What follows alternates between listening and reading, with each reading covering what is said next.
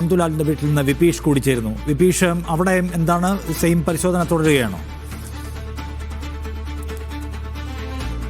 നിഷാദ്, രാവിലെ 7 മണിയോട് കൂടിയാണ് നന്ദുലാലിന്റെ വീട്ടിൽ പരിശോധനയ്ക്ക് ഇ.ഡി. സംഘം എത്തിയത്. ഇപ്പോഴും പരിശോധന തുടരുകയാണ്. കൊച്ചിയിൽ നിന്നുള്ള സംഘമാണ് പരിശോധന നടത്തുന്നത്.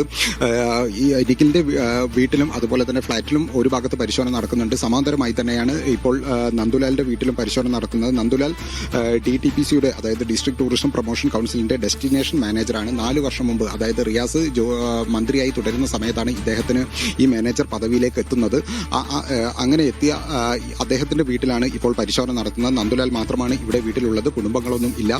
CRPFന്റെ സുരക്ഷയോടുകൂടിയാണ് ഉദ്യോഗസ്ഥർ പരിശോധന നടത്തുന്നത്. ഏതാണ്ട് 3.5 മണിക്കൂറോളമായി ഇവിടെ പരിശോധന തുടരുന്നു.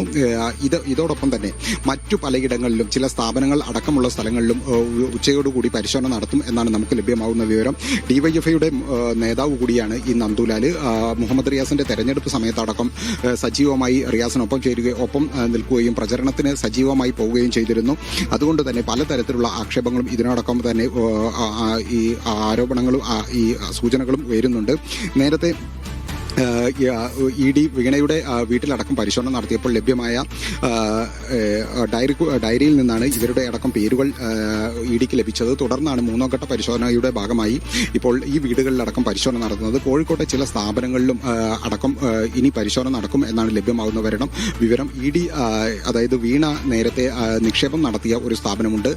ആ സ്ഥാപനത്തിലും ഉച്ചയോടുകൂടി പരിശോധന നടത്തും എന്നാണ് നമുക്ക് ലഭ്യമാകുന്ന വിവരം. എന്തായാലും ED ഉദ്യോഗസ്ഥർ വലിയ സുരക്ഷയോടുകൂടി ാണ് പരിശോധന നടത്തുന്നത്. കേരള പോലീസൊന്നും ഈ ഭാഗത്തില്ല. നേരത്തെ ED റിയാസിന്റെ വീട്ടിലടക്കം പരിശോധന നടത്തിയപ്പോൾ CPM പ്രവർത്തകർ പ്രതിഷേധം നടത്തുകയും അതുപോലെ തന്നെ വലിയ സംഘർഷാവസ്ഥയിലേക്ക് പോകുന്ന സാഹചര്യമൊക്കെ ഉണ്ടായിരുന്നു. എന്നാൽ ഈ ഭാഗത്തേക്ക് CPM ആളുകളോ മറ്റാരോ എത്തിയിട്ടില്ല. പ്രദേശത്തെ CPMന്റെ സജീവ പ്രവർത്തകൻ കൂടിയാണ് ഈ നന്ദുലാൽ.